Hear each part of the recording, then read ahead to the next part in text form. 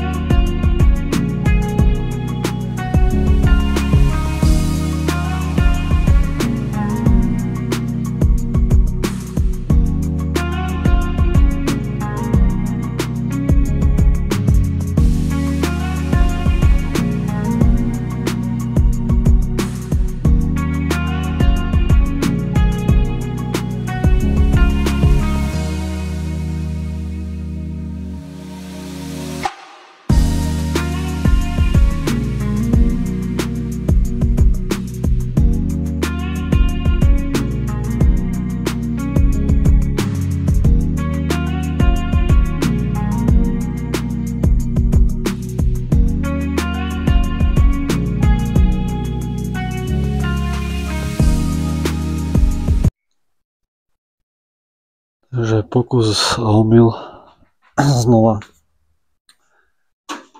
Predstava je, že tieto konce pôjdu dovnútra, zrobím nejaké diery, ale budem musieť ešte zúžiť. Len záleží od koľko. A mi to vošlo aj dovnútra, ale aby to malo aj nejaký uhol, ale asi tie konce tu na tej rohy celkom zavlaciať. Takže tak o 1, 2. Ešte zložíme. Trošku nech to padne dole. Alebo to ešte možno po prípade zamiernúť. Trošku to vidím. To bude dobre. Dúfajme, že bude dobre. Na všetko je poklon zlomil. Na všetkom sa človek učí, ale všetko treba ale skúsiť. Takže aj keď to vyzerá nádejne, vôbec to nemusí fungovať a pôjde to možno, že žon na potoku dole. Čo vám chcem ukázať?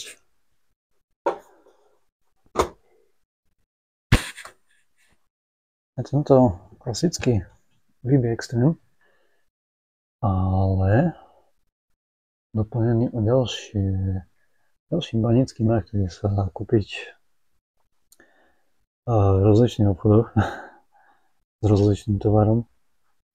Ale pod ním som nechal ten originál, lebo tento kúpený nemá spodok, čiže on je proste takýto.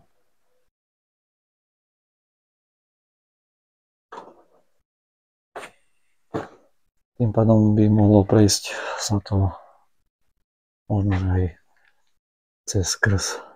A to by som nechcel, ale na Ingbankeru to budem asi mať tak, že to nechám, aj keby to prešlo, tak stále je tam proste guma a za ním pôjde práve ten splav, ktorý bude sa napájať. Mal som to aj predtým napojené a celkom prichádzam na to, že banický mach naozaj zachytáva to jemné zlato. Čo zatiaľ guma, videl som aj v gume nejaké zlatinky, ale ešte nie som veľmi presvedčený, čo konkrétne je také, že ale všetko má svoje nejaké plusy a minusy, tak preto idú v podstate stále so mnou minimálne Ingbanker a splav, ktorý sa napája jedno s druhým. A potom po prípade inšpekčný nejaký splav, ktorý má nejaké prospekcie, ale takto. Čo sa týka tejto gumy, nie, že by to nezachytávalo, ale nejako extrémne som z toho nebol, že wow, ale tiež mám s tým plány nejaké, takže zatiaľ sa venujem hlavne tomu, čo mne ťaží najviac. Tak idem rezať ďalej a vidíme, čo ako to dopadne.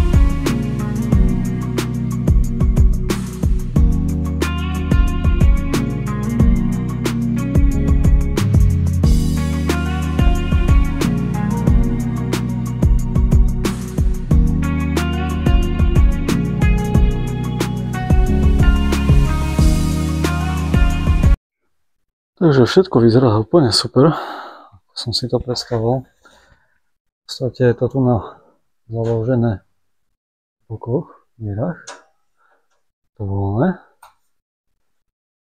Tu dostatočná medzera na to, aby kebyže niečo prepadne, tak mohol by ho vyhodiť von.